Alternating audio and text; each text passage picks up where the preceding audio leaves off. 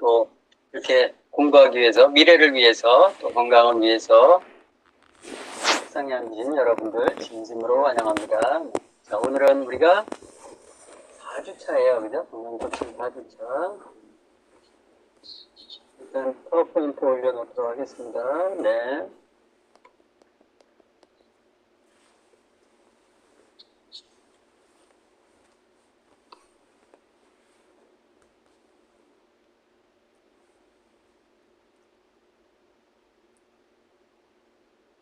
잘 보이시죠? 네.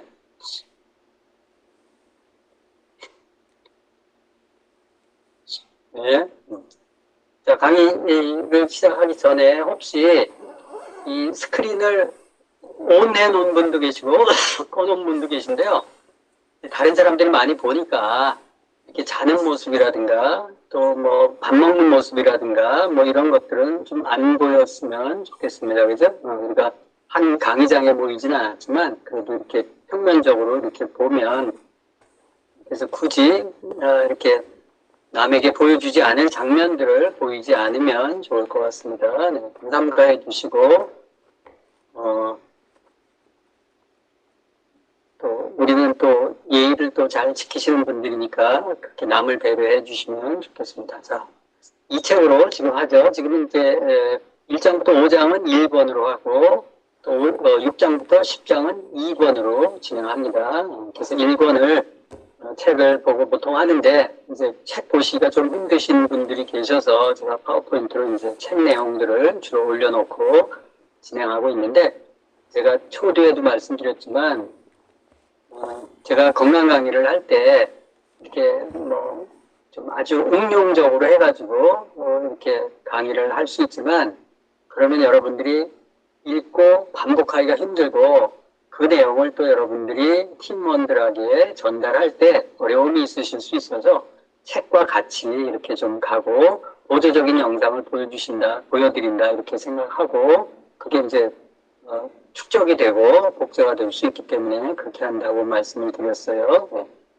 자, 우리가 1주부터 10주까지 있는데 혈액과 혈관 배웠죠. 또 소화기 계통의 위와 장, 혈관, 혈액 생성 과정, 지난주에는 간과 신장, 그래서 중요하게 이 혈액을 해독하는 과정이 또 간과 신장의 핵심 정보라서 하고, 오늘은 우리 몸의 엔진, 심장과 폐, 이게 이제 혈액을 돌려줘요.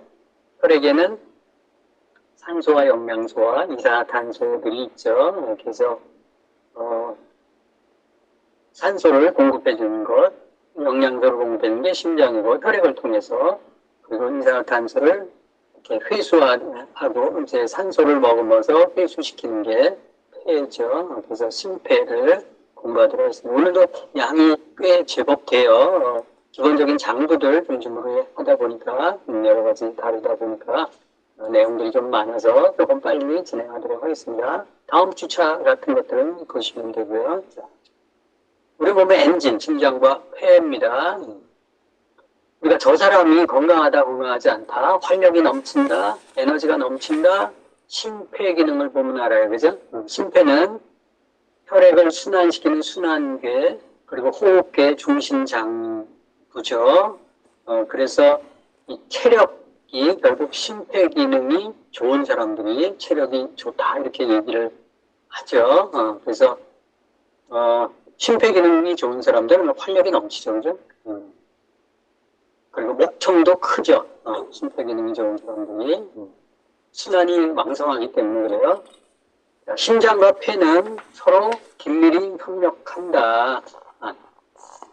혈액이 온몸을 순환해야 세포가 살아나고 세포로 구성되어 있는 오장육부가 건강해진다고 얘기했어요. 그래서 지금 우리가 위와 장에 대해서 배웠고 간과 신장에서 배웠는데, 위에도 혈관 따발들이 들어가 있고 장에도 물론이고 간과 신장에도 혈관이 많이 들어가 있어요. 그래서 혈관이 잘 뚫리고 혈액순환이 깨끗한 혈액들이 들어가면 장부들이 다 살아나요. 심장과 폐도 똑같습니다. 그래서 근데 이제 심장과 폐는 서로 협력한다. 하는 거죠. 심장은 보통 염통이라고 하죠. 염은 이제 소금염을 뜻하죠. 이 소금은 미네랄의 상징이에요. 그래서 나트륨, 칼륨, 염소, 칼슘, 마그네슘 이런 것들이 굉장히 중요한 장부다. 왜냐하면 밑에 빨간색으로 써있죠. 노폐물과 이산화탄소를 회수하죠. 혈액을 돌려서 산소와 영양소를 공급하고 노폐물과 이산화탄소를 회수하는데 하루에 심장이 통과하는 혈액이 9,000리터래요. 엄청나죠. 9,000리터. 1리터 페트병이 9,000병이에요. 건강한 성인의 경우는 심장이 분당 한 72회 정도 박동을 한다. 하루에 뛰는 숫자가 10만 번이래요. 그걸 쉬지 않고 뛰잖아요. 그죠? 하루에만 그렇겠어요? 1년 365일, 그리고 평생 살면서 심장이 박동을 하죠. 정말 대단하죠. 쉴 수 없이 뛰니까. 자, 심장 먼저 기능과 역할에 대해서 영상 잠깐 보고 진행하도록 하겠습니다.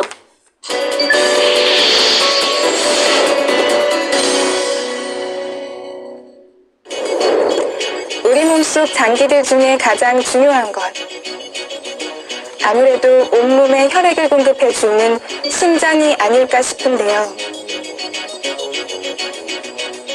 이 심장에서 사랑을 상징하는 하트 모양까지 유래된 걸 보면 심장이 몸과 마음을 아울러 우리에게 참 중요한 기관인 것 같습니다.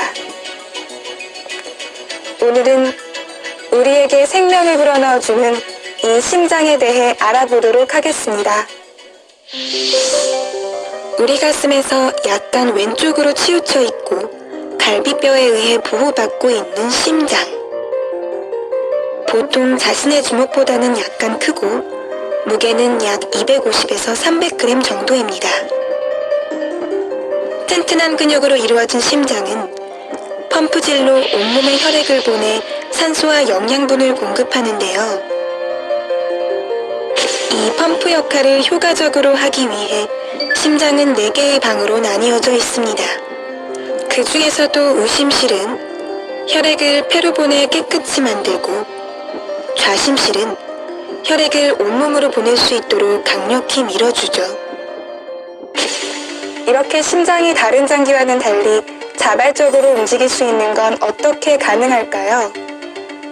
그 비밀은 바로 심장에서 만들어내는 전기 신호에 숨어 있습니다.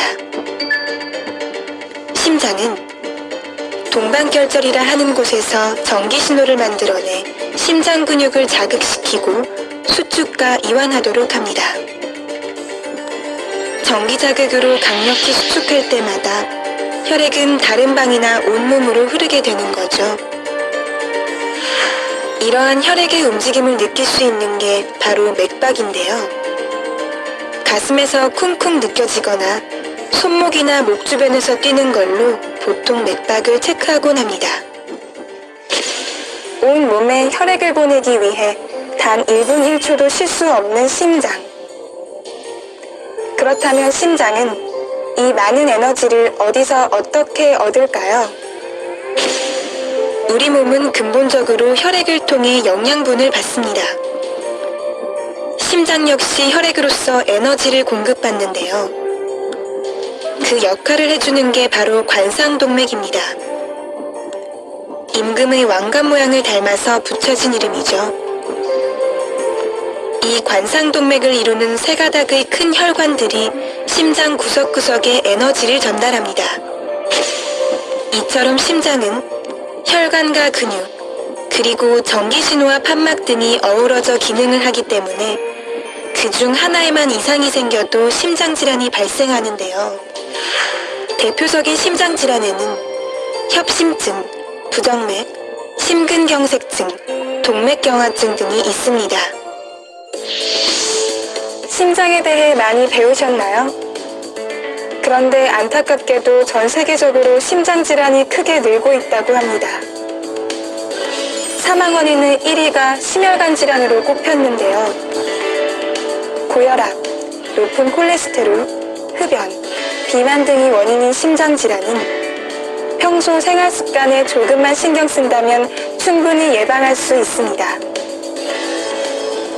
생명의 근원이자 우리 건강의 중심인 심장. 건강한 심장을 지키는 것이 바로 건강한 삶의 첫 걸음입니다.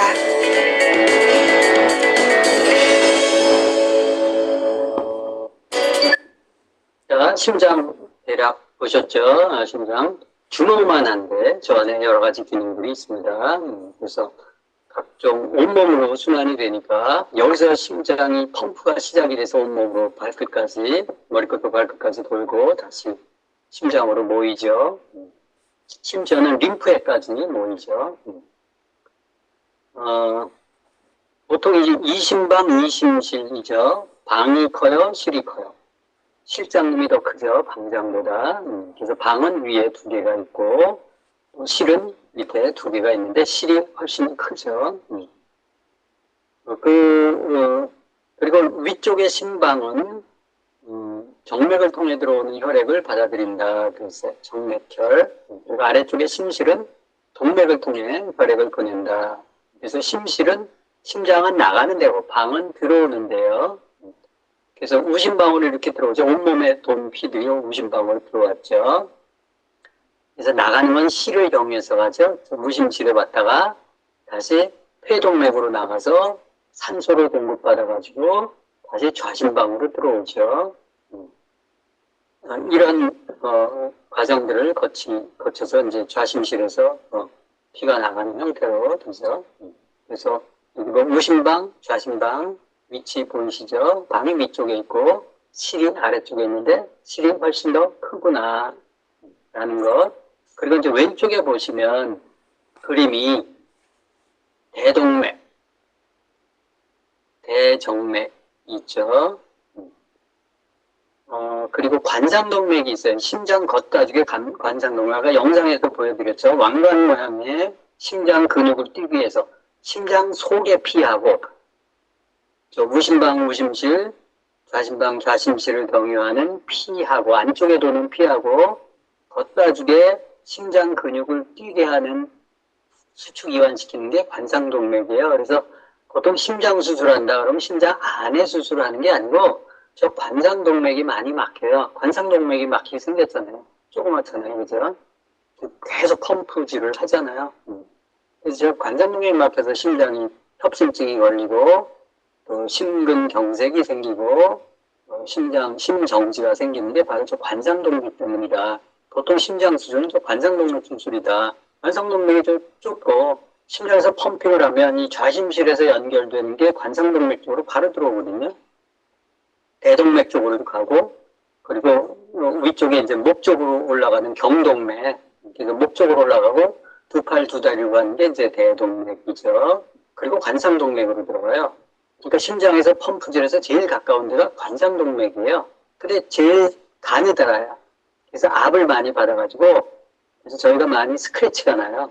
그래서 이렇게 막혀가지고 심혈관 질환의 대표적인 게 관상동맥이다. 그리고 이제 목 쪽에 올라가는 게 머리 쪽 올라가는 게 두 가닥으로 올라가는데 경동맥도 잘 막히죠. 그래서 머리 쪽 질환, 심장 질환은 다 같은 질환이다 이렇게 보고 있어요. 아까도 말씀드렸지만 좌심방, 우심방이 있고 좌심실, 우심실이 있는데 실제 좌심실이 제일 커요. 그래서 좌심실의 압을 통해서 온몸으로 가는 게 온몸으로. 그래서 우리가 심장 혈압, 높은 혈압이 이 좌심실이 펌프질한 압에 혈압을 높은 혈압으로 받죠. 그렇게 보시면 됩니다. 자, 그리고 이제 특이하게 심장은 심방과 심실 사이 아까 우심방, 우심실 사이에 뭐가 보여요? 우심방에서 우심실로 방에서 실로 간다 그랬잖아요. 그래서 실에서 이제 동맥 쪽으로 빠져나가고 일방향으로 가는 거예요. 그래서 역류하면 안 되기 때문에 판막이 있어요. 삼천판이 있죠. 우심방, 우심실. 그 다음에 이제 폐동맥 쪽으로 나가기, 산소를 공급받기 위해서 폐동맥 쪽으로, 폐 쪽으로 나가거든요. 이거는 우심실하고 폐동맥 사이에 또 폐동맥 판이 있어요. 역류하면 안 되니까, 피가. 그 다음에 또 이게 좌심방으로 들어온다 그랬죠? 좌심방으로 산소를 먹으면 피가 폐에 갔다가 폐에서 산소를 먹으면서 좌심방으로 들어오죠. 들어오는 건 방이라고 했으니까. 그럼 여기는 깨끗한 피예요. 산소가 들어간 피. 이게 이제 펌프질을 하려니까 실로 보내는 거예요. 좌심방에서 좌심실. 그래서 좌심방에서 좌심실로 가서 그 판막이 승모판이라고 되어 있죠. 그 다음에 이제 좌심실에서 대동맥으로 뿜어내죠. 거기에 대동맥판 이렇게 있어요. 그래서 심장에는 저 판막이 있구나. 그래서 저 판막이 제대로 닫히지 않거나 뭐 그러면 이제 이 펌프질을 할 때 압이 잘 안 걸리잖아요. 그죠? 뒤가 딱 막혀 있어야 압을 걸려도 쭉 가는데 압을 하는데 뒤가 세면 안 되잖아요. 그래서 이제 저런 것 때문에 심장 근육에 문제가 생겨서 수술하고 그런 경우도 있죠. 그죠? 어렸을 땐 저게 많이 뚫려 있어요. 이 근육의 힘이 약해서 조금 커지면 이제 이게 되는데 청진기 되면 뭐 잡음 소리 같은 게 들리는 게 이제 저런 거예요. 미네랄, 칼슘, 마그네슘 같은 게 부족하면 저게 잘 안 닫혀져요. 그래서 이제 그런 증상이 있으면 칼슘, 마그네슘, 양질의 칼슘, 마그네슘, 또 미네랄 이런 것들 잘 먹으면 저게 닫혀요. 단단해져서. 우리 그 하지정맥 있잖아요. 거기도 판이 있잖아요. 정맥 그 안에. 또 우리 역류하는 위, 식도, 분문하고 식도하고 분문이 있잖아요. 그것도 이제 이런 판막인데, 판막이 약해지는 것은 근육이 약해지는 거고, 근육을 모세혈관 같은데 피 공급이 잘 안 되고, 미네랄 같은 게 부족했을 때 열리거든요. 이제 그런 것도 참조해서 보시면 되겠습니다. 심장 박동은 결절이라고 그 안에 이렇게 스파크를 일으키는 동결절이라고 있어요. 거기에 전기 신호가 시작되는데 그 전기 활동을 측정하는 게 심전도 검사예요. 특이하죠, 그죠? 심장은 이렇게 충격이 주는 게 있어요. 딱 해주면 이제 이렇게 심장이 뛰죠. 네, 그런 것들이 심전도 검사다 이렇게 보시면 되죠. 심장에 문제가 생겨서 뭐 좀 안 좋아서 심전도 검사 많이 하는데 이 심전도 검사에서 체크되는 게 별로 없어요. 사실은 그 심혈관 질환에 여러 가지가 있어요. 신부전, 여러분들 간부전도 들어보셨죠? 심장이 부실해서 생기는 증상을 신부전이라고요. 간부전은 간 기능이 부실해서 생기는 증상. 똑같아요.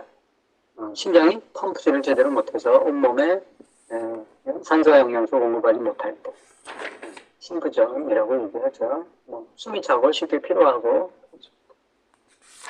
심근경색, 심장 근육에 혈액을 공급하는 아까 관상동맥 얘기했잖아요. 갑자기 막혀서 심장 근육이 괴사하는 질환이다. 그랬어요. 피가 공급 안 되니까 심장 이렇게 조직이 썩죠. 염증이 생기면서.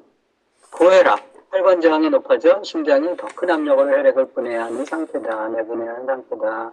심장이 펌프질하는 것은 펌프의 압이 머리부터 발끝까지 피가 잘 가도록 얘가 자동 조절을 해주는 거예요. 그래서 혈압이 높다라는 것은 머리부터 손끝, 발끝까지 뭔가 막혀있는 부분이 있기 때문에 높아지는 거예요. 그래서 그 높은 걸 강제로 낮추면 그 부분에 피가 안 가요. 그래서 그 부분에 병이 생기죠. 고혈압약이 이제 그런 부분에 부작용이 있는 거죠. 영상 중에서 고혈압 얘기 많이 하잖아요. 한번 보겠습니다. 혈압이란 혈액이 혈관 내벽을 미는 압력을 말한다. 혈량이 많거나 혈관이 좁아져 압력이 높은 상태를 고혈압이라고 한다. 혈압은 수축기와 이완기로 나뉘어 측정된다. 심장이 수축할 때 동맥이 받는 가장 높은 압력, 즉 수축기 혈압이 140 이상. 피를 다시 심장 속으로 빨아들이는 이완기 압력이 90 이상이면 고혈압이다. 장시간 고혈압이 지속되면 혈관은 손상을 입게 된다. 압력이 높아지면 혈관은 탄력을 잃고 두꺼워진다. 이때 지방 등의 침전물이 끼게 되면 혈관은 점점 좁아진다. 혈관이 좁아지면 혈액량이 감소하고 심한 경우 혈관이 터지기도 한다. 심장으로 가는 동맥이 막히면 심근경색, 심부전증 등 심혈관 질환을 일으킨다. 또 심장물이 떨어져 나와 뇌로 가는 혈관을 막으면 뇌졸중이 일어나고 뇌혈관이 터지면 뇌출혈을 일으킨다. 혈압이 높을수록 합병증의 위험도 크다. 수축기 혈압이 정상인 사람의 합병증 위험이 1이라고 할 때 140에서 159 사이인 고혈압 환자가 허혈성 심질환에 걸릴 위험은 2배, 180 이상인 경우 뇌출혈에 걸릴 위험은 무려 33배나 크다.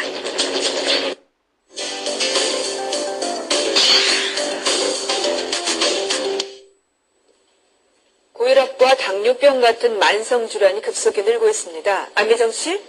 네, 안미정입니다. 이런 만성 질환이 급증하고 있는 이유가 뭡니까? 네, 잘 알려진 것과 같이 비만과 흡연, 잘못된 식습관, 그리고 운동 부족이 그 주요 원인으로 꼽히는데요. 더욱 심각한 문제는 병에 걸리는 연령도 갈수록 낮아지는 추세라는 겁니다. 자세한 내용 정홍선 기자가 취재했습니다. 지난해 반신마비 증상과 함께 뇌졸중 진단을 받은 한 남성입니다. 심한 복부 비만에 혈압도 높은 편이었지만 30대 후반에 뇌졸중이 올 것이라고는 생각지 못했습니다. 유난히 튀김음식을 좋아했어요. 술을 그냥 딱 술자리에서 마시면 되는데 그냥 좀 시도 때도 없이 마셨다는 거. 이런 만성 질환으로 고생하는 사람들이 빠르게 늘고 있습니다. 고혈압으로 진료받은 사람은 지난 2002년 320만 명에서 3년 새 33%나 증가했고 당뇨병 환자도 같은 기간 동안 30%가 늘어난 175만 명으로 집계되고 있습니다. 뇌혈관이나 심장질환을 앓고 있는 환자도 각각 30%, 24%씩 늘었습니다. 특히 뇌졸중 환자의 약 11%가 3, 40대인 것으로 나타나는 등 과거에 비해 만성질환 발생 연령 자체가 낮아지는 추세입니다. 고혈압, 흡연, 비만, 음주하고 연관이 많은 것으로 볼 때 그 3, 40대의 잦은 회식과 불규칙한 생활 습관이 원인이 될 것으로 생각이 됩니다. 전문가들은 각종 합병증을 유발하는 만성질환의 특성상 의학적인 치료뿐 아니라 생활 속에서의 지속적 관리가 중요하다고 조언합니다. SBS 정호선입니다. 자, 영상 보셨죠? 제가 조금 된 영상이에요. 왜냐하면 제가 이제 공개 방송을 하기 때문에 유튜브로도 이제 녹화가 일부 되기 때문에 저작권 걸려 있는 것들은 쓰기가 힘들어요. 근데 저작권을 다 걸어놨어요, 요새. 심장이나 뭐 이런 쪽은 다 걸어놔가지고 쓸만한 게 별로 없어서 했는데 지금 뭐 제가 이제 고혈압 특강 할 때도 보면 지금 1100만 명이 넘죠, 고혈압 환자들이. 아까 저기 뭐 3, 400명 이렇게 써놨었나요? 당뇨도 지금 뭐 한 700만 명 정도 되죠, 지금. 많이 늘어났어요. 자, 부정맥. 부정맥이 뭔지 아시죠? 심장이 뛰는 게 느껴지지 말아야 돼요. 근데 심장이 불규칙하게 뛰잖아요. 두근두근하고 막 그러면. 그게 부정맥이에요. 다른 게 아니고. 균일하게 뛰지 않고, 일쭉날쭉하고 뭐 그런 것들이 계속 그런 게 아니고, 어느 순간에 막 그럴 때가 있어요. 그게 부정맥이에요. 협심증은 심장으로 가는 혈액 공급이 갑자기 부족해져. 왜 그렇게 돼요? 관상동맥에 뭐가 막혀 있는 거예요. 순간적으로 막히거나 가슴 통증이 압박감 같은 것들이 생겨요. 저게 심하면 송곳으로 이렇게 찌르는 듯해요. 그래서 숨을 못 쉬어요. 부정맥, 협심증 뭐 이런 것들은 제가 다 예전에 경험했었던, 혈압이 좀 높았었기 때문에 예전에는. 그래서 다 경험을 했었기 때문에 관상동맥 협착이 주요 원인, 협착의 원인, 또 일부는 이제 순간적으로 칼슘 마그네슘 같은 게 부족하면 또 저런 증상들이 있을 수 있어요. 수축이 잘 안 됐을 때. 동맥경화, 동맥 안에 딱딱해지는 경우, 왜? 스크래치가 났을 때 그 손상, 독소물질이 콜레스테롤이에요. 콜레스테롤은 좋은 거예요, 원래. 몸 안에서 맞는다 그랬죠. 보수물질이라고 했죠. 세포막의 보수물질. 기름과 지방이 섞여. 지방과 단백질이 섞여 있는 게 지단백이고, 지단백이 콜레스테롤이라고 했죠. 그게 이제 코팅을 딱 해줬는데, 그게 이제 LDL 같은 경우는 항산화 물질이 없으면 산패가 잘 돼요. 그래서 이제 굳게 될 수 있다 그래서 LDL 콜레스테롤, 위험한 콜레스테롤 얘기하는데, 그 항산화 물질이 같이 있으면 산패가 되지 않아요. 그래서 콜레스테롤 수치가 높다고 무조건 건강에 안 좋다. 이거는 절대 아니에요. 고지혈증약 팔기 위해서 마케팅 그런 식으로 해가지고 고지혈증 걸리면 큰일 나는 줄 아는데 뭐 그런 거 아니에요. 콜레스테롤 필요한 사람들이 있어요. 나이 들면 혈관이 손상이 되기 때문에, 약품 쓰기 때문에. 그리고 뇌를 많이 쓰는 사람들 콜레스테롤 수치가 높아지고, 또 스트레스, 항스트레스 호르몬의 원료, 성호르몬, 또 뭐 이런 그 항스트레스 호르몬 이런 것들이 다 콜레스테롤이에요. 그래서 수치가 높아지고, 그런 뇌혈관 질환, 뇌도 혈관 문제예요. 다 심장도 혈관 문제고요, 뇌도 혈관 문제예요. 혈관만 해결하면, 혈액과 혈관만 해결하면 그런 질환으로부터 자유로울 수 있어요. 자, 협심증, 또 심근경색, 또 스텐트 시술을 많이 해요. 여러분들 건강 상담하다 보면 스텐트 박았다, 뭐 몇 개 박았다, 뭐 이런 얘기를 하는데 그거는 좀 이해하셔야 되잖아요. 그래서 영상 보여드리겠습니다. 젊은 나이의 혈관 건강은 그만큼 더 중요하다. 38살 조찬행 씨는 지난 겨울 어느 날 출근길에 가슴에 극심한 통증을 느꼈다. 갑자기 이렇게 통증이 오더라고요. 그러면서 전철 타고 또 내려서 또 바깥문을 맞추면 평소에 느껴보지 못했던 원인은 협심증. 상태는 생각보다 훨씬 심각했다. 심장 혈관 대부분이 막혀 있었다. 근데 제일 심한 부위는 이 부위였어요. 99% 막혔다 그래요. 심장혈관 3개 중에 요 가운데 부분, 제일 중요한 혈관의 입구 부분이 아주 99.9% 실같이 붙어 있었어요. 다 막혀가지고. 제 생각으로는 한 일주일이나 한 2주만 늦었어도 거기 막히면은 그 심근경색, 가서 주무시다가 돌아가실 때 돌연사로 가는 그런 직전 상태였습니다. 스텐트 시술이 결정됐다. 좁아진 혈관에 금속망인 스텐트를 넣고 풍선 카테터로 확장 삽입한다. 시술은 성공적이었다. 심장 혈관은 다시 확장됐다. 나이 38살. 조찬행 씨는 자신에게 닥친 가슴 통증이 심근경색이란 사실이 믿기지 않았다. 그게 아주 좋아요. 오늘 만점이시고 한 가지만 더 하면 체중만 하세요. 제일 어린 심근경색증 환자 본 게 22살이거든요. 26살도 있고 28살도 있습니다. 이렇게 이 40대 이하의 심근경색증이 한 8,500명 분석을 해봤는데 3%예요. 굉장히 높은 거죠. 더 무서운 거는 젊은 나이일수록 20년병이라고 생각을 안 해요. 증상이 오는데도 불구하고 가슴이 아프고 식은땀에도 불구하고 체해 있다고 해서 손을 따는 경우가 많이 있거든요. 아주 위험합니다. 시술 이후 조찬행 씨는 일주일에 3번 체육관을 찾는다. 하루 한 갑 이상의 담배도 끊었고 식단은 철저히 관리한다. 한 5개월 전, 6개월 전에, 5개월 전에 다시는 이제 이 신세를 안 져야죠. 우리 병원에 와서 애들이 좀 병원에서 애들이 생활 습관을 바꾸지 않으면 스텐트 시술도 다시 소용없게 된다는 것을 조찬행 씨는 잊지 않고 있다. 의사 선생님들도 얘기하시더라고요. 이 병은 생생 사는 거다. 정말 그렇더라고요. 생생 사는 거. 자, 영상 보셨죠? 저런 심근경색, 협심증 이런 것들이 오면 가슴에 통증 느껴져요. 압박감. 답답한 거, 심하면은 바늘로 콕콕 찌르는 것 같은, 그래서 숨도 못 쉬어요.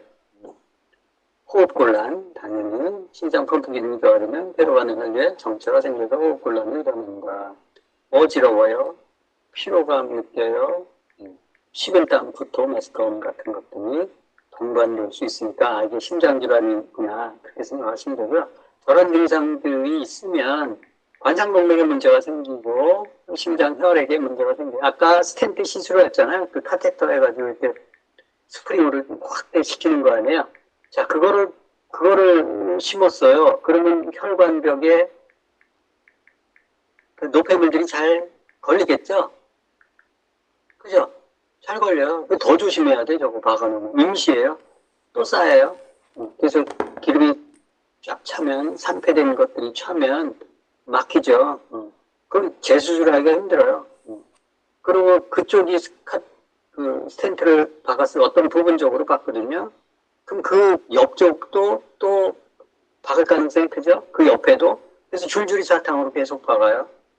그래서 안 되잖아요. 기름을 다 녹아내려가지고 산패돼서. 그래서 항산화 영양제를 잘 먹어야 돼요. 피를 깨끗하게 하는 음식 먹고. 그게 되면 이제 나중에 그걸 잘라내요. 그 부분에 다시 넣을 수 없기 때문에 이걸 잘라서 정맥에, 다리 정맥에 있는 걸 끊어가지고 거기다 이어붙여요. 그걸 심장수술이라고 해요. 그래서 고혈압약 꾸준히 먹고, 오지혈점약 꾸준히 먹고, 그러면 심장에 병이 생기고, 관성동맥이 막히고, 스텐트 시술 몇 번 하다가, 안 되면 이제 잘라가지고, 심장 이어붙이는 수술을 해요. 혈관 이어붙이는. 심장 수술이고, 그거하고 잘하면 5년에서 10년 살다가 죽어요. 그게 코스예요. 물론 좀 더 관리하면, 좀 더 살 수는 있지만, 그래서, 스텐트 박은 상황까지 안 가도록 하는 게 중요하죠. 심혈관 건강을 이렇게 개선하자. 그래서 어떻게 하면 심혈관 건강을 예방할 수 있을까? 일단 혈압이 높으면 혈압 관리를 해야 돼요. 그죠? 약을 조정하지 않는 게 아니고, 혈액을 깨끗하게 하고, 혈관을 확장시키면 돼요. 혈관을 기름을 끼는 걸 녹여내면 돼요. 어떻게 녹여내냐고요? 이제 설명드리세요. 일단 중요한 게 칼슘이에요. 칼슘이 부족하면 근육의 수축 이완이 잘 안 되고 혈관이 딱딱해져요. 우리가 칼슘이 부족하면 혈액의 pH가 망가진다고 얘기했잖아요. 산성 쪽으로 하면 심장이 서요. 그래서 뼈에서 녹여서 칼슘을 넣어서 혈액의 pH를 맞추는데 처음부터 뼈로 가는 게 아니고요. 혈액에서 칼슘이 부족하면 혈액에서 찾아요. 혈액이 없으니까 근육에서 뺏었어요. 혈관에서 뺏었어요. 혈관에서 없으면 뼈로 가는 거예요. 그래서 혈관에서 칼슘이 뭐 이렇게 조금 빠지면 딱딱해져요. 그래서 뼈에서 녹은 칼슘들이 돌아다니다가 그런데 박히는 거예요. 그래서 혈관이 딱딱해지는 거예요. 그래서 칼슘 그러면 보통 사람들이 뼈만 생각하는데 아니고 혈액 건강에도 중요해요. 칼슘 부족하면 뭐라 그랬어요? 우리가 첫 시간에 배웠죠? 코피 터지잖아요. 지혈이 안 돼요. 뼈도 문제지만 그리고 혈관도 손상이 된다고 얘기했고요. 그래서 칼슘은 혈액, 혈관, 뼈 다 관여하는 거예요. 저도 이제 혈압이 높아서 고생했는데 혈압이 높은 원인을 못 찾았었어요. 제가 건강 공부하고 뭐 이것저것 하면서 보니까 제가 칼슘이 굉장히 많이 소모되는 체질이에요. 칼슘 소모되는 사람들은요, 세포를 많이 쓰는 사람들이에요. 근육세포 많이 쓰는 사람, 운동선수들, 그리고 정신근육 많이 쓰는 사람들요. 이런 사람들, 뭐, 압박감 갖고 있는 사람, 스트레스 많이 받는 사람, 뭐 이런 사람들이 칼슘 소모가 되게 많아요. 그 신경이 예민하죠, 그런 사람들. 그리고 그 우유, 고기 좋아하는 사람들. 그리고 약 먹는 사람들 있죠? 칼슘 많이 부족해서요. 사실은 약 먹어서 그 부작용 중에 가장 큰 게 칼슘을 고갈시켜버려요. 그래서 칼슘 부족으로 대부분 합병증들이 와요. 그 정도. 마그네슘 면이어서 칼슘과 마그네슘은 한 쌍이에요. 수축, 이완이 마그네슘이죠. 그래서 심장에 문제가 생겼다. 그럼 칼슘 아닌 마그네슘이 첫째 문제다. 이렇게 보시면 되고, 그다음에 관상동맥이 안에 콜레스테롤이 산패돼서 이렇게 석회화된 콜레스테롤이잖아요. 그죠? 그게 쌓이는 거거든요. 그냥 콜레스테롤은 액상이라서 부드럽고 좋아요. 기름이기 때문에. 근데 이게 굳은 산패된 기름이 문제인 거예요. 산패되지 않게 해서 오메가3 같은 걸 먹는 거예요. 오메가3가 콜레스테롤을 대신할 수 있고 또 오메가3에 들어가 있는 비타민 E가 콜레스테롤을 항산화시켜요. 그래서 오메가3, 양질 오메가3 먹으면 관상동맥 협착증 이런 것들, 혈관에 뭐 기름때가 낀 것들 있잖아요. 그걸 좀 이렇게 걷어낼 수가 있어요. 항산화시킬 수가 있어요. 항산화시키면 콜레스테롤이 재생이 돼요. 칼슘도 석회화됐을 때 CaO거든요. 산화칼슘이거든요. 이 산화칼슘일 때 석회예요. 이 산소를 분리해서 칼슘을 이온화시키는 게 이 O를 수소 이온이 잡아서 H2O로 빼주는 거예요. 그러면 그게 항산화 되거든요.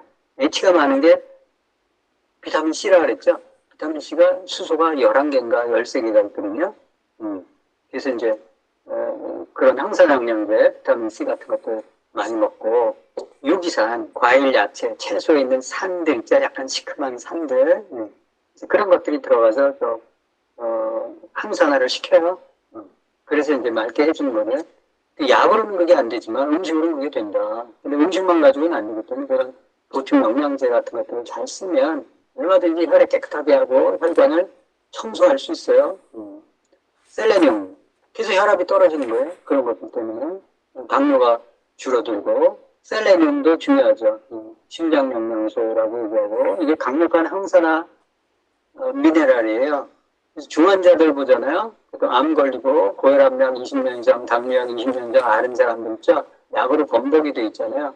몸이 이 산화물질이 다 이렇게 항산화시키는 물질들이 최후의 항산화가 셀레늄이에요. 셀레늄이 고갈되기 시작하면 중환자들이 많아져요. 그래서 중환자들은 셀레늄 같은 거 쓰죠.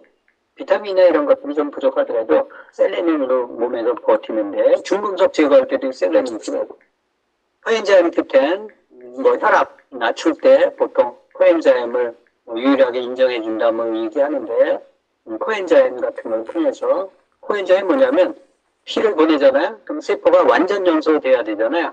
완전 연소되지 않고 불완전 연소돼서 나오는 게 활성산소예요. 그 활성산소가 생기는 거를 미연에 방지해 주는 게 코엔자임이에요. 그래서 코엔자임이 나이가 들면 줄어들어요. 우리 몸 안에서 만들어주는 거거든요. 그래서 코엔자임 같은 거 쓰는 게 하고, 심혈관 질환 이라면 코엔자임 쓰죠. 그리고 특별히 이제 장부, 간이나 심장이나 콩팥이나 이런 거 나쁜 사람들도 코엔자임 도움이 돼요. 저 코엔자임을 못 만들게 하는 약 중에 하나가 고지혈증약이에요. 고지혈증약의 부작용이 코엔자임을 못 만들게 해요. 간에서 콜레스테롤 만드는데, 간에서 특정 효소가 있어야 콜레스테롤 만들어요. 근데 그 고지혈증약이 들어가면, 리피토나 이런 것도 있죠. 대표적인 고지혈증. 그게 딱 들어가면 그 효소, 전환 효소를 못 만들게 해요. 이 전환 효소 못 만들잖아요. 코엔자임을 못 만들었네요. 코엔자임 못 만들어내면 세포가 에너지가 떨어지고 유해산소가 많이 나오기 시작해요. 그래서 병이 더 걸리는 거예요. 그래서 고지혈증약의 심각한 부작용이 세포를 복구를 못 시키고, 항산화를 못 시키고, 오히려 활성산소를 생성해내는 약이죠. 그래서 이제 그런 부분들을 잘 알고 여러분들이 고지혈증약을 쓰시더라도 쓰셔야 됩니다. 부작용이 너무 많아요. 비타민 D, 뒤에 설명 좀 드릴 거예요. 비타민 D. 비타민 D가 있어야 칼슘 흡수가 돼요. 그래서 칼슘이 뼈가 튼튼해지려면 칼슘 마그네슘도 있어야 되지만 비타민 D도 있어야 돼요. 그래서 우리가 칼슘 마그네슘 비타민 D 들어가 있는데 칼슘 D라고요. 그래서 비타민 D 뭐죠?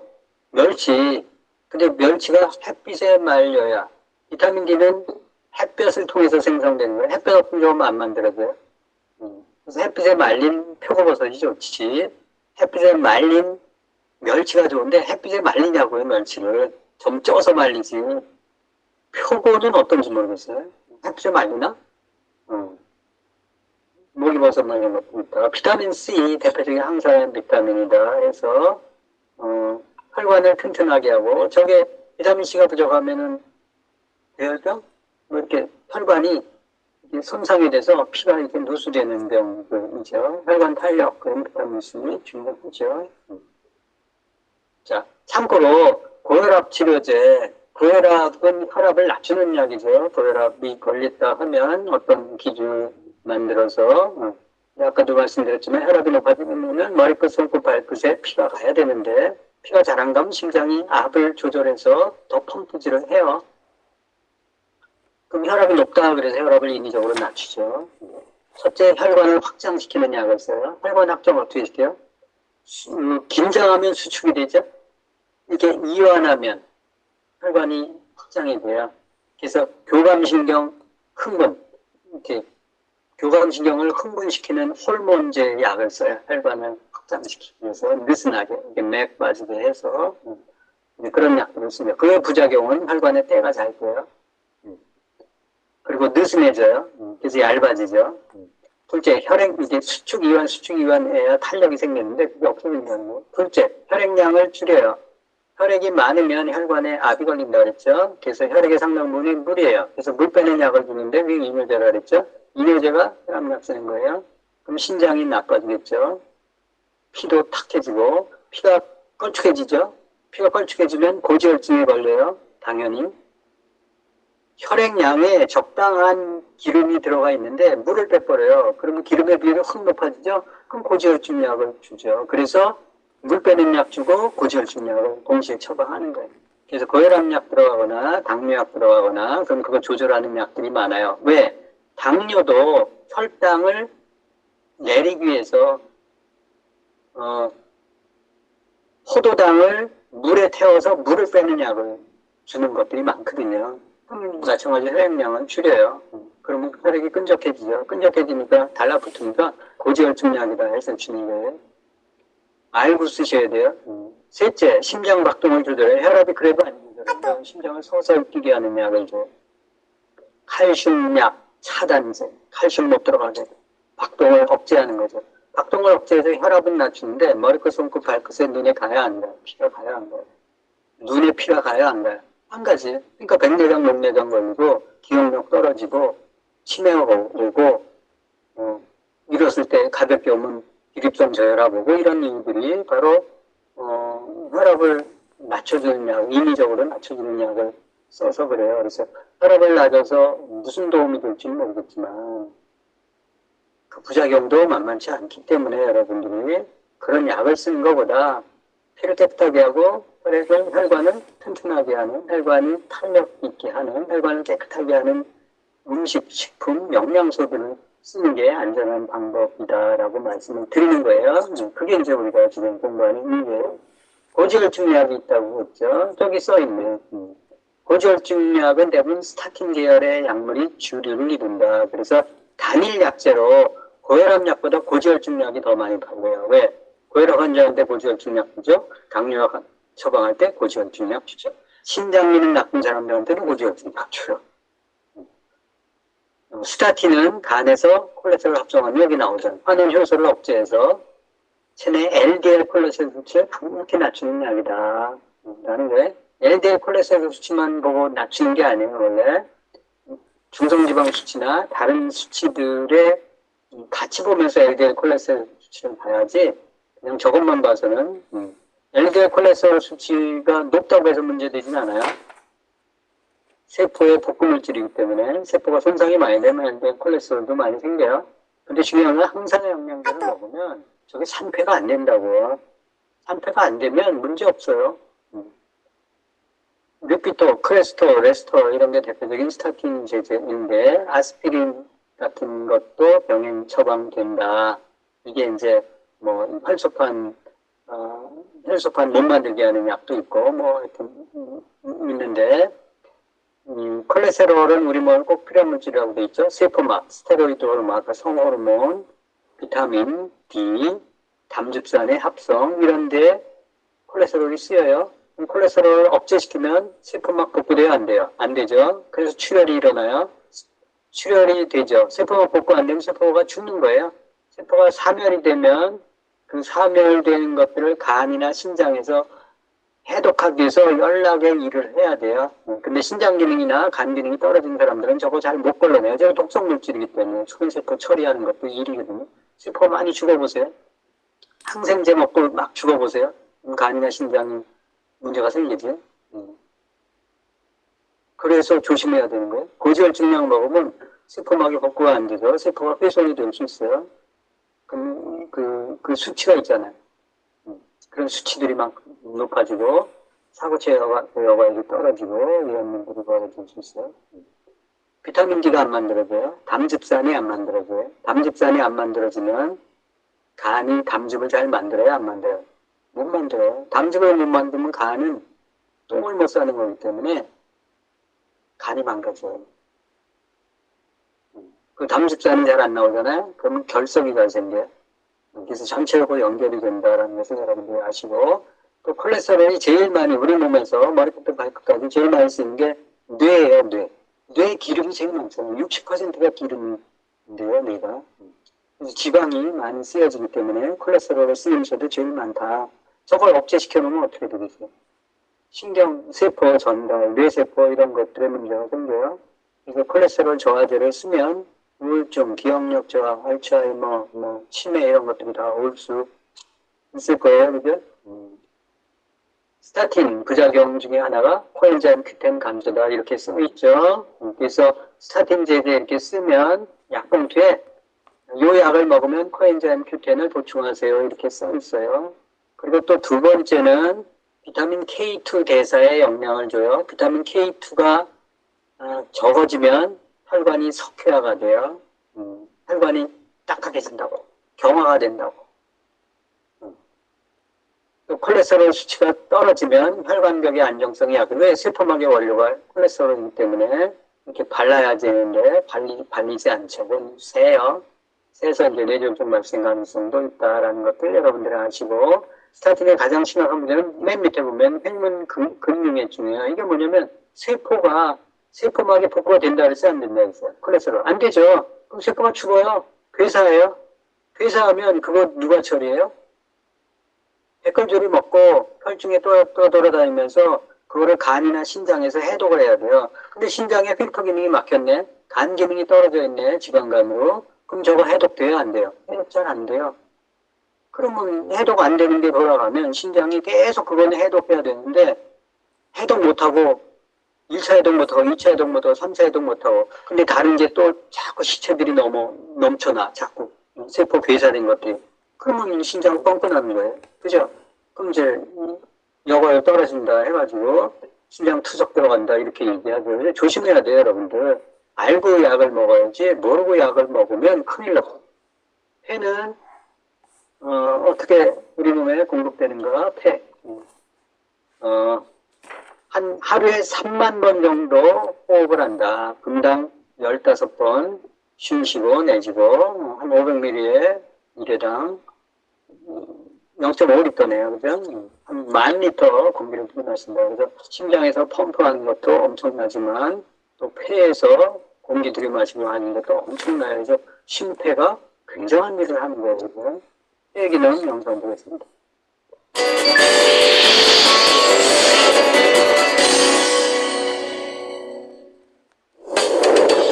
우리는 보통 1분 동안 15번 정도 숨을 쉬는데요.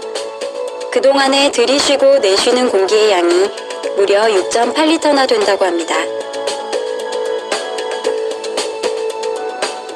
이 물병 4개가 넘는 양을 1분 안에 호흡한다는 거죠. 그런데 동물마다 숨쉬는 양과 속도가 조금씩 다르다는 것 알고 계시나요? 한 번 숨 쉴 때 사람은 약 4에서 5초, 개는 0.6에서 0.7초, 거북이는 20초가 넘게 숨을 쉰다고 하는데요. 천천히 숨 쉬는 게 바로 거북이의 장수 비결이라고 하네요. 오늘은 우리의 호흡을 관장하는 폐에 대해 알아보도록 하겠습니다. 우리 가슴 속에는 아주 중요한 장기 2개가 있습니다.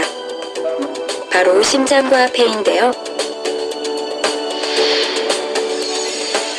우리가 마시는 공기 중에 산소만을 골라 혈액에 전달해주는 폐는 심장을 둘러싸고 마치 보호막처럼 펼쳐져 가슴속을 꽉 채우고 있습니다. 그 길이는 약 25cm로 꽤 큰 크기인데요. 그렇다면 무게도 그렇게 무거울까요? 아닙니다. 폐의 무게는 약 1kg 정도로 크기에 비해 비교적 가벼운 편인데요. 그 이유는 바로 폐 속에 있습니다. 산소와 이산화탄소와 같은 공기가 드나들어야 되기 때문에 아주 얇은 공기 주머니로 가득 차 있는 거죠. 그 모양은 마치 구멍이 송송 뚫린 스펀지와도 같은데요. 허파과리라고도 불리는 아주 작은 공기 주머니들, 즉 폐포는 한 개에 0.1에서 0.2mm 크기로 폐 안에 무려 3억에서 5억 개 정도 들어있습니다. 모세혈관 다발이에요. 이렇게 폐에 폐포가 잔뜩 있는 이유는 공기와 혈액의 접촉을 최대한 늘리기 위해서인데요. 무수한 폐포들의 겉표면은 모세혈관이 가득 뒤덮고 있습니다. 폐포와 모세혈관 사이에서 공기교환이 이루어지는데 모세혈관 속 혈액은 갖고 있던 탄산가스를 폐포에 주고 폐포에 있던 산소는 다시 가져가는 거죠. 우리가 나쁜 공기를 마시거나 담배를 피우면 기침이 나는데 이때 간혹 피냄새가 날 때가 있죠. 그게 바로 폐포의 모세혈관이 손상됐기 때문인데요. 이렇게 여러 이유로 폐가 손상되는 질환에는 폐암, 폐렴, 천식 등이 있습니다. 폐암보다 더 많은 폐질환이 바로 만성 폐쇄성 폐질환인데요. 전 세계적으로 이 병 때문에 10초에 한 명꼴로 사망자가 발생하고 있으며 전 세계 사망 원인 4위에 해당할 만큼 아주 위험한 만성 폐질환입니다. 폐에 염증이 생겨 숨이 차고 폐 기능이 저하되는 이 질환은 흡연이 주 요인입니다. 감기와 상관없이 늘 가래와 기침이 잦고 숨이 찬 게 특징이죠. 폐 건강을 위해서는 무엇보다 금연이 가장 우선이라고 하겠습니다. 그렇다면 우리가 일상 속에서 폐를 건강하게 유지할 수 있는 방법엔 어떤 것들이 있을까요? 전문가들은 생활습관 몇 가지를 수칙으로 발표했는데요. 금연과 함께 운동을 추천하며 면역력과 습도 유지의 중요성을 강조했습니다. 면역력이 약한 노인이나 아이들은 폐렴 등 각종 합병증이 위험하기 때문이죠. 또 원래 폐 속은 축축하기 때문에 우리가 마시는 공기가 너무 건조할 경우 폐가 손상될 수 있으니 습도 유지가 매우 중요합니다. 이 외에도 흡연자는 1년에서 2년마다 폐 기능 검사를 정기적으로 받을 것을 권장합니다. 좋은 습관이 곧 우리의 건강을 지키는 지름길입니다. 네, 폐 구조 보면 폐가 이렇게 상엽, 중엽, 하엽 3등분으로 되어 있고 그 안에는 기관지가 있어서 저게 끝부분에 가면 폐포가 있죠. 세기관지. 그래서 폐포 허팍발인데 허팍발이가 아까 모세혈관 다발로 되어 있죠. 그래서 산소와 이산화탄소를 공급하고 빼오고 하는 게 허팍발이죠. 폐의 건강은 뭐예요? 허팍발이에요. 허팍발이가 건강하면 폐가 건강한 거예요. 모세혈관이 막히면 문제가 생겨나요. 폐 건강은 모세혈관이에요. 똑같아요. 심장은요. 혈관이에요. 특히 관상동맥. 그래서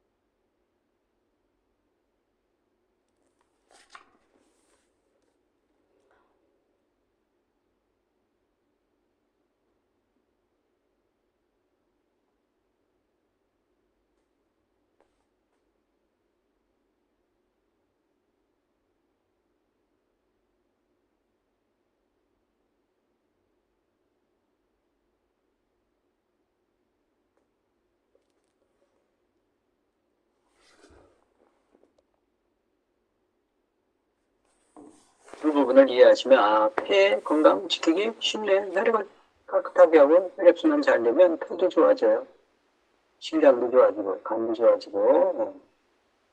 그래서 이제 저런 얘기들이 쭉 있고, 근데 폐는 특히 이 안에 점막으로 덮여 있다 그랬죠. 그래서 점막 영양소가 중요하네. 점막 영양소 하면 생각나는 게 뭐야? 그 모세혈관을 뚫어주는 게 뭐야? 그럼 아주 쉽게는 비타민 C, 아세라씨, 칼슘, 마그네슘, 칼메티, 오메가3 이거예요. 거기에 이제 그 점막 영양소, 점막 영양소는 카로틴이죠. 비타민 A의 전부체 또는 BDH 블렌딩이 들어가 있는 거. 그래서 돈역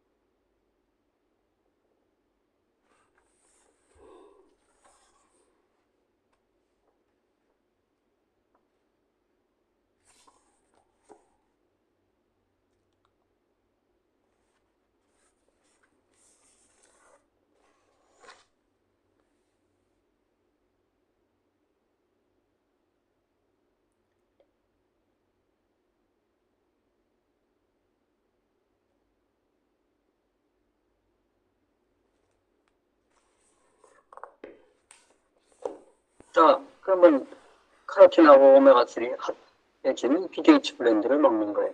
그래서 아세라신, 칼슘, 마그네슘, BDH 블렌드 이런 것들. 그리고 이제 운동이 중요해요. 폐 기능은 특별히 운동을 좀 해줘야 돼요. 그래서 다른 그 장부를 살리는 거의 기초가 물론 이제 산소지만 특히 폐 기능을 좀 하려면 이 호흡을 잘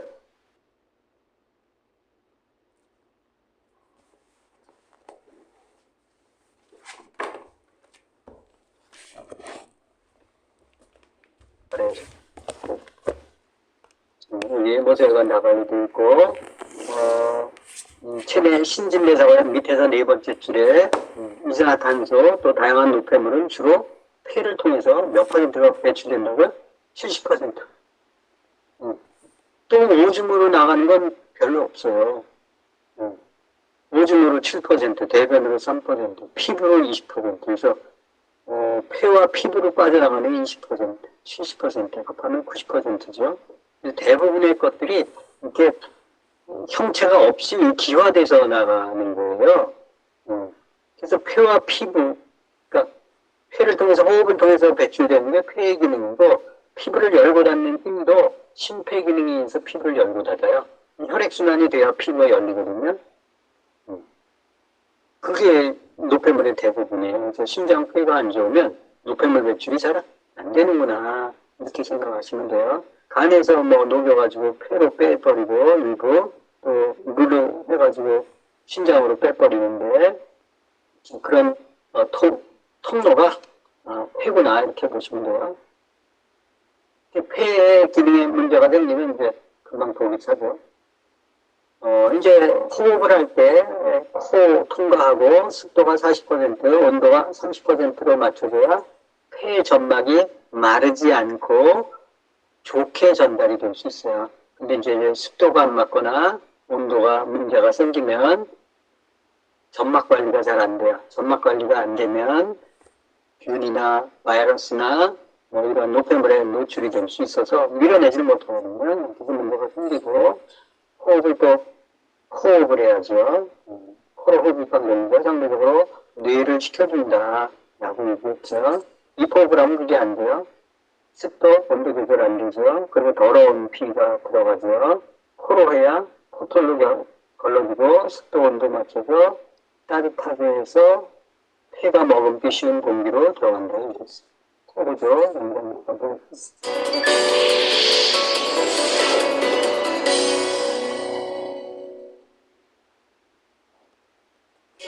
얼굴 가운데에 위치한 코는 우리가 숨을 쉬고 냄새를 맡을 수 있게 해줍니다.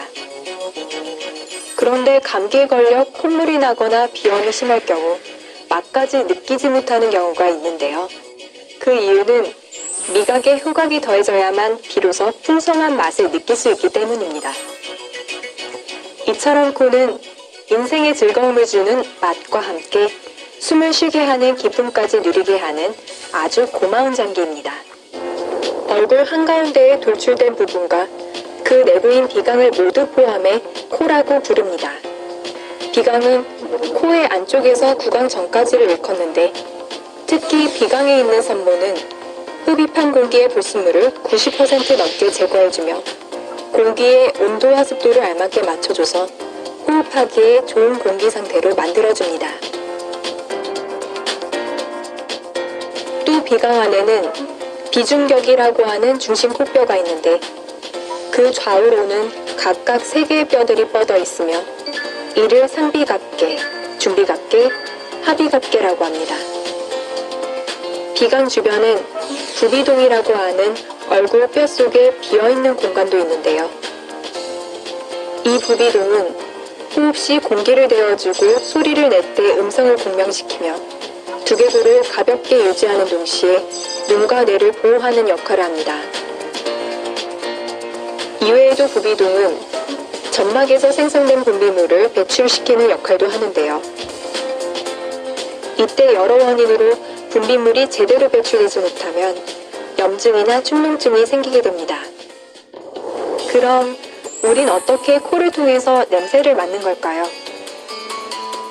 이 과정에 있어서 가장 큰 역할을 하는 기관이 바로 코 속의 천장 부분에 있는 후세포입니다. 공기 중에 떠다니는 화학물질이 코 속의 후세포를 통해 인지되고 후신경을 따라 뇌로 전달되면 우린 비로소 냄새를 맡게 됩니다.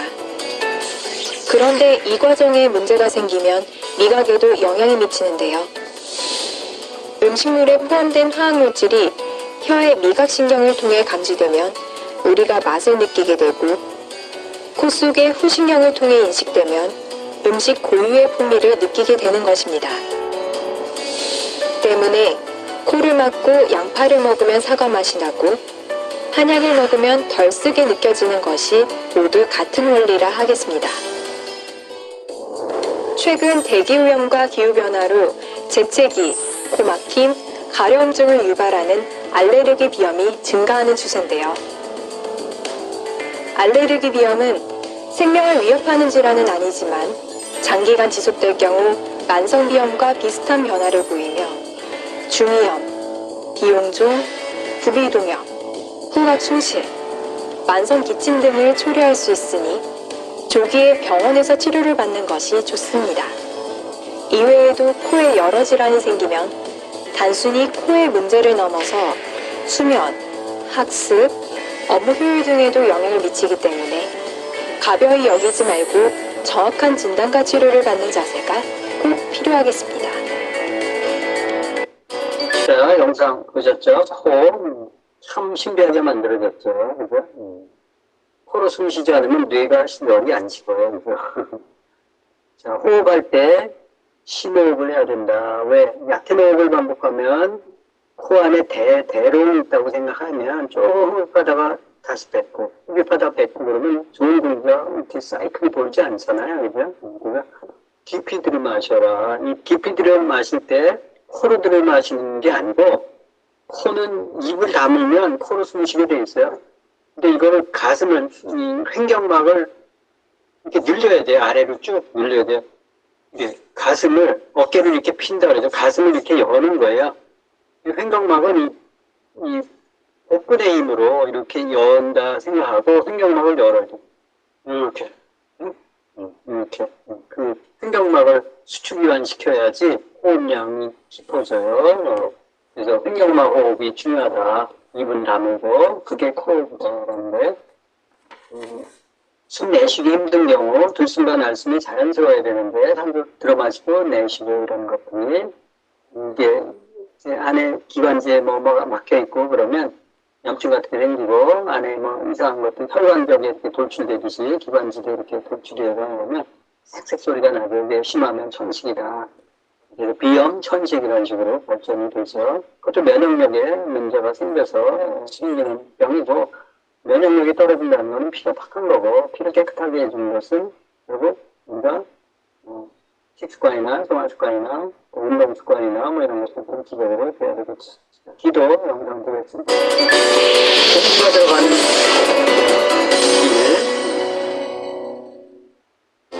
우리는 하루에 약 3만 번 정도 호흡을 합니다.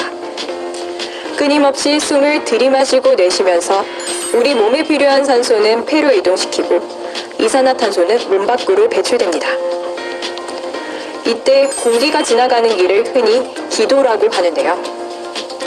후두부터 기관지까지를 의미하는 기도는 호흡에 있어서 폐 이상으로 중요한 역할을 합니다.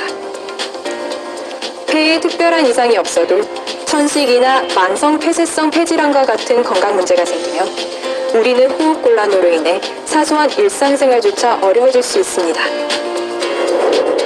우리 목 주위에는 뇌에서 온몸으로 이어지는 신경다발과 심장에서 혈액을 머리 쪽으로 보내는 중요혈관, 그리고 음식을 위로 이동시키는 식도와 공기의 이동 통로인 기도가 위치하고 있습니다.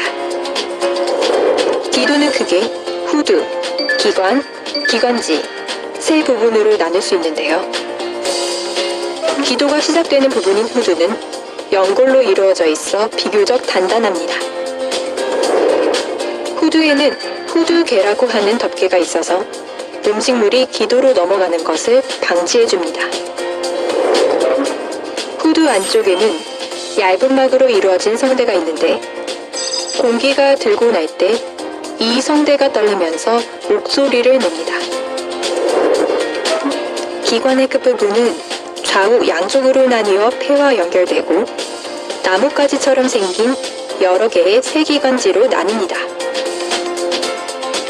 이 세기관지는 최종적으로 폐포와 연결돼 산소와 이산화탄소 등 가스를 교환합니다. 식도의 앞쪽에 위치하는 기관은 공기의 흐름을 유지하기 위한 특별한 구조가 있습니다. 후두와 연결되는 기관은 길이 약 10cm로 대략 엄지손가락 굵기의 관 형태입니다. 기관은 약 20개 정도 말발굽 모양의 연골들이 층층이 쌓여있는 모양을 하고 있는데요. 이러한 연골은 목을 움직이거나 음식을 먹는 등의 활동을 할 때 기관이 눌리지 않고 항상 열려있도록 그 형태를 유지하는 역할을 합니다. 기관의 뒤쪽 벽에는 연골이 없고 식도와 강하게 연결되어 있는데요. 간혹 이 연결 부위가 손상되거나 염증이 생기면 구멍이 나기도 합니다. 기도는 공기의 이동 통로일 뿐 아니라 건조한 공기나 외부에서 유입되는 먼지와 같은 이물질로부터 폐를 보호하는 역할도 합니다. 기도 내 점막은 끈적한 점액으로 덮여있고 그 안엔 작은 털 모양의 선모가 있습니다. 기도 속의 점액은 숨을 들이마실 때 함께 들어온 이물질이 더 이상 폐 속으로 들어가지 않게 꽉 잡아주는 역할을 하는데요. 점액에 붙은 먼지 등의 이물질은 선모가 이동시켜 기도 밖으로 배출됩니다. 이물질은 점액, 림프액과 섞여 가래가 되는데 가래가 기도 점막을 자극하면 기침이 발생하게 됩니다. 흔히 기침을 병적인 것으로 오해를 하는 경우가 있는데 기침 자체는 기도 내 이물질이나 분비물을 제거하는 정상적인 신체 방어 기전입니다. 점막 밑에는 기관샘과 림프절이 분포되어 있는데요. 기관샘에서는 점액을 분비해 기도 속으로 들어온 공기가 적당한 습도를 유지하도록 해주고 기관 림프절은 기관과 기관지 이상 여부를 감시합니다. 매연, 담배 연기, 먼지 등 오염된 공기로 인해 기관지 천식, 기관지 확장증, 만성 폐쇄성 폐질환 등 호흡기 질환을 앓는 환자들이 꾸준히 증가하고 있습니다. 이러한 호흡기 질환들은 대부분 기침과 가래, 호흡곤란 등의 증상이 나타나는데 질환마다 원인과 치료 방법이 다르기 때문에 정확한 감별 진단이 필요한데요.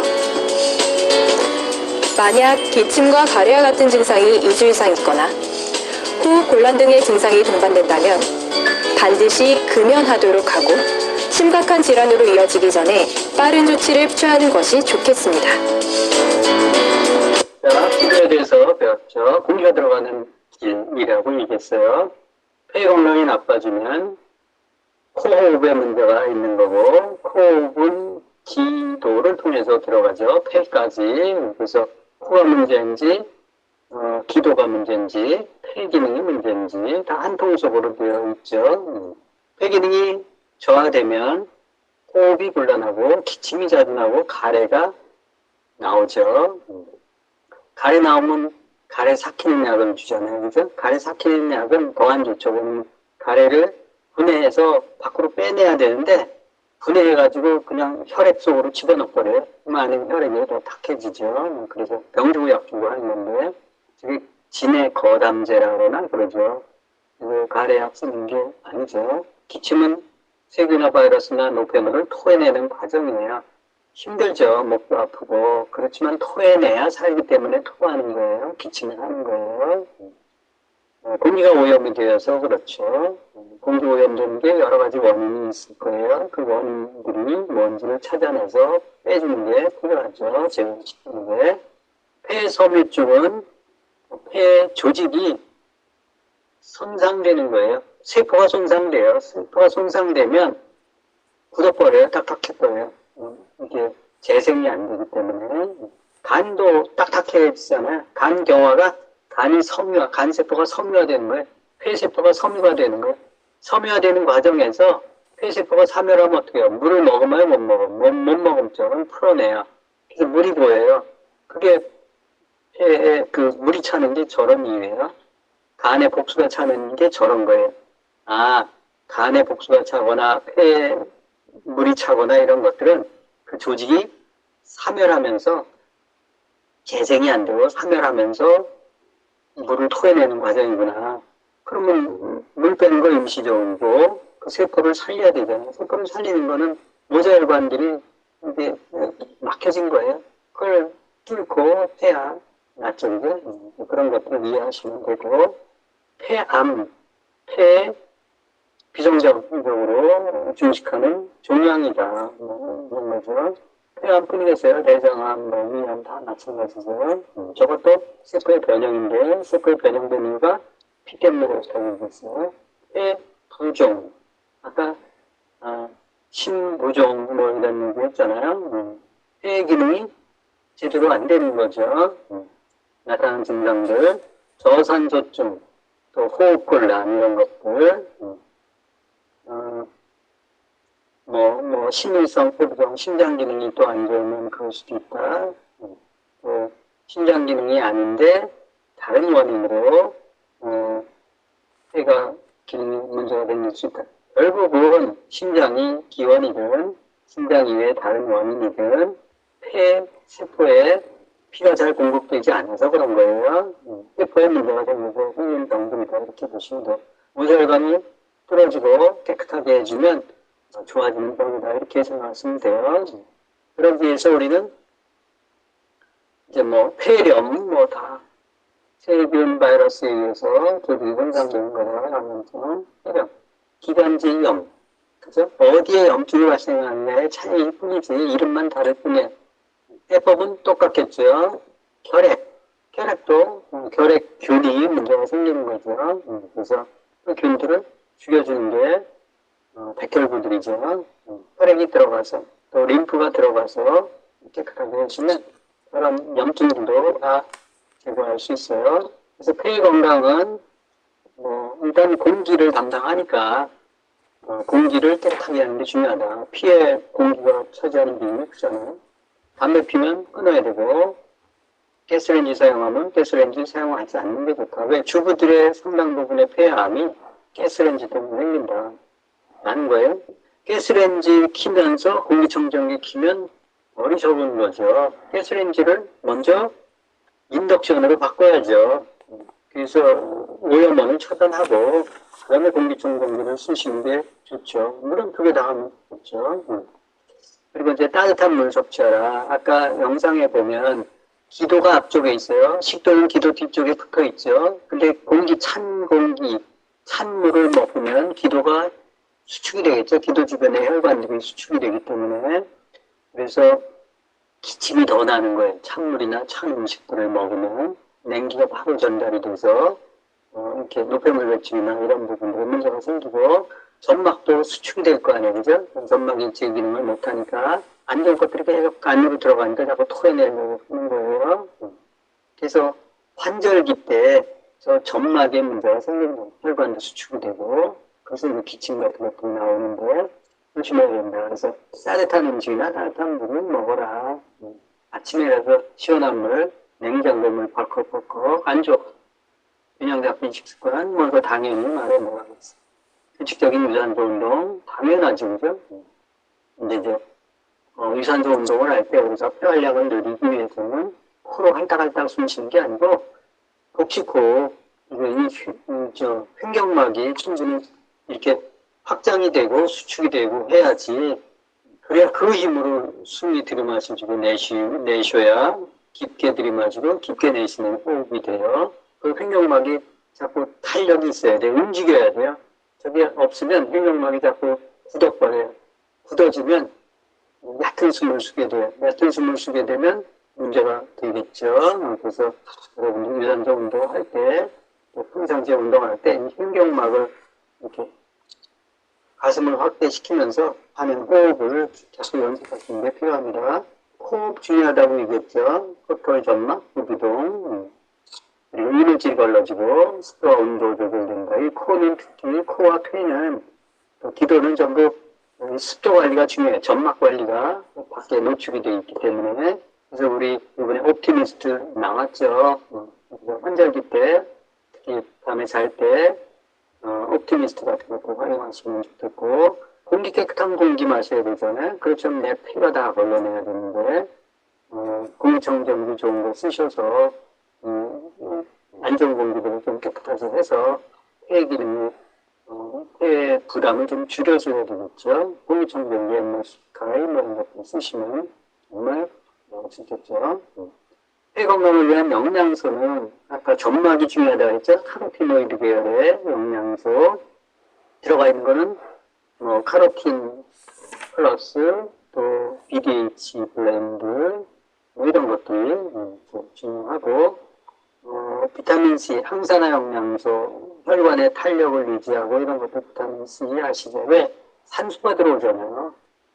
산소가 들어오니까 산소에 노출이 많으니까 비타민C 항산화, 또 혈액 안에는 기름이 들어가 있으니까 항산화, 비타민C와 비타민 E, 카로티노이드는 비타민 A의 전무체, 그래서 에이스죠. 그리고 오메가3 같은 것도 뇌혈관 뚫어주고, 비타민 E와 오메가3는 같이 들어가 있기 때문에 이렇게 드시면 되고, 또 칼슘, 마그네슘이 부족했을 때도 혈관에 문제가 생기고, 또 혈액에도 문제가 생긴다고 했죠. 저런 것들은 기본이에요.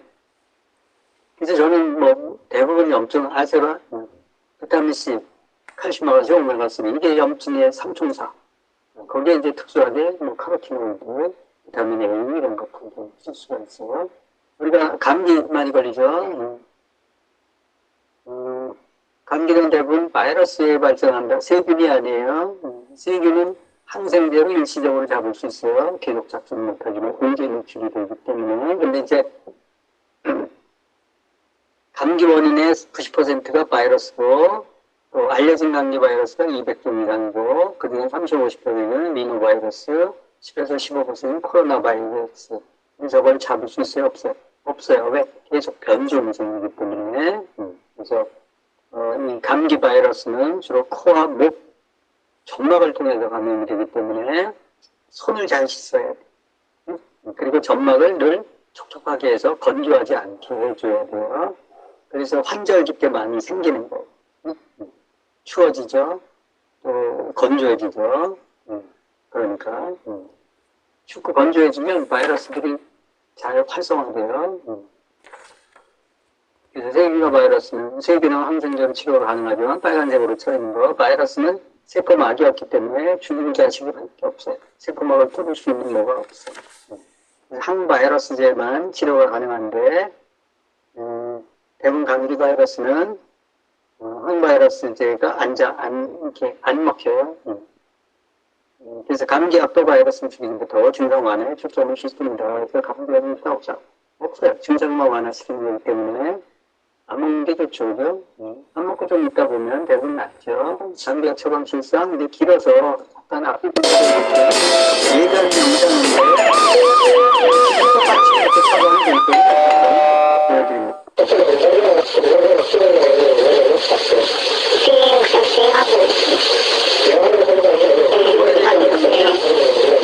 병원에 가면 이쪽으로 물어보는 거예요. 환자가 되는 거고 원래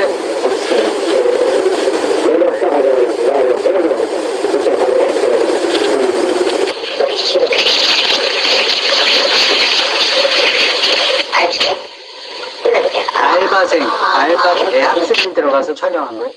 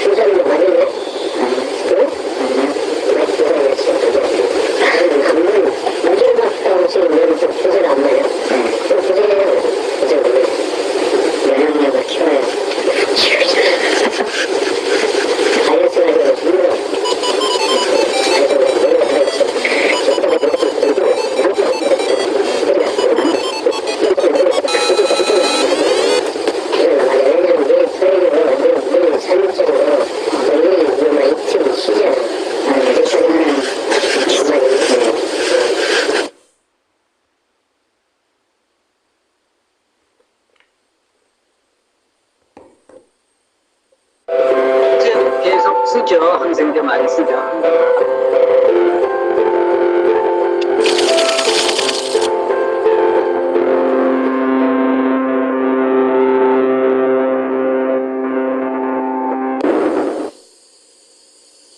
동일한 증상으로 외국의 영국, 독일, 미국의 의사들한테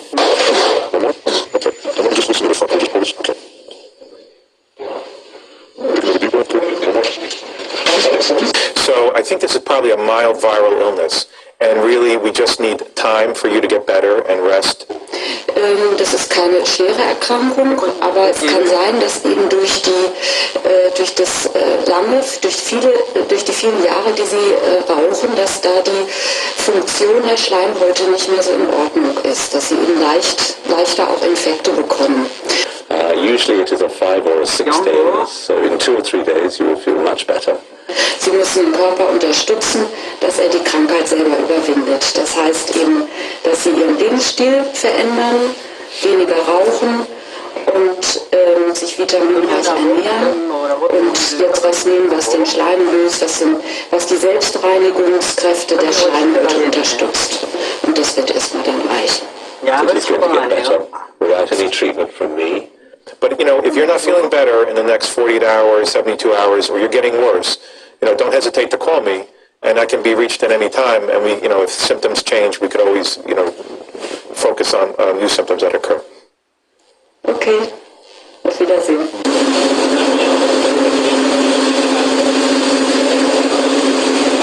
자, 미국, 영국, 독일, 어느 여기까지만 보여드릴게요.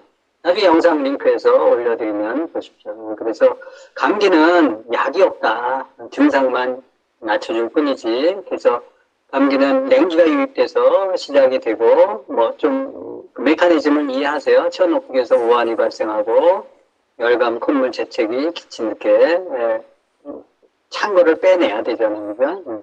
그래서 뭐 이제 댓글구 활동이 활발해지게 하기 위해서 이제 저런 활동들을 한다. 억지로 해열제 먹이면 안 된다라는 거고, 감기 초기에는 이 속에 있는 열을 좀 빼줘야 된다. 왜냐하면 으슬으슬 춥기 때문에 전부 땅구멍을 닫거든요. 그럼 속에 열이 차면서 안 좋아져요. 그래서 땅구멍을 열어주기 위해서 종이나 반신욕으로 땅구멍을 열어주는 게 좋다. 그래야 이제 안 좋은 노폐물들이 빠져나갈 수 있고, 그런 게 있고, 이제 감기는 뭐예요? 호흡기 질환이잖아요. 이 기도, 호흡, 폐 쪽이죠.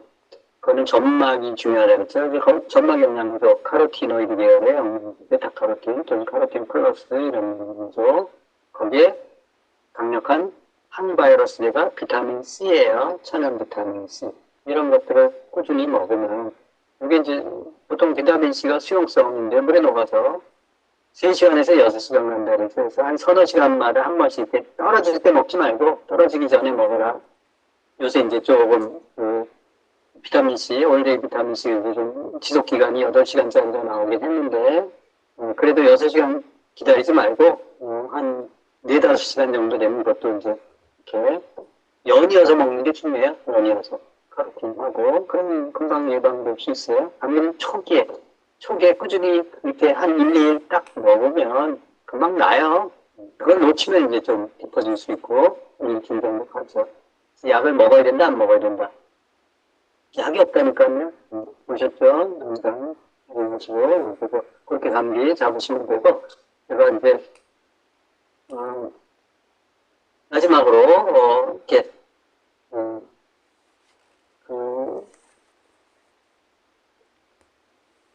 그 오픈 건강 교실 지금 진행하고 있는데, 그게 이제 중간에 100세 시대 건강법, 약물 부작용 이 부분을 제가 특강을 하는데, 우리 혹시 안 들으신 분들, 이게 오픈 건강 교실에서는 이게 8주차에서인가 다루는 과정이에요.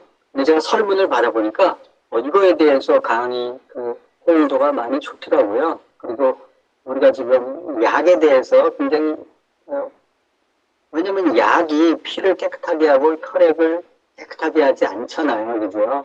뭘 제어하고 막 하면서 증상을 누그러뜨릴 뿐이지 혈액이나 혈관에는 여러 가지 문제를 유발할 수 있기 때문에 이제 그런 부분을 조심하자는 차원에서 특강을 하는 거니까 혹시 안 들으신 분들은 다음 주 7일 날 강의를 할 거예요. 무료로 이렇게 열어놓으니까 제가 한번 올려놨었죠. 그죠?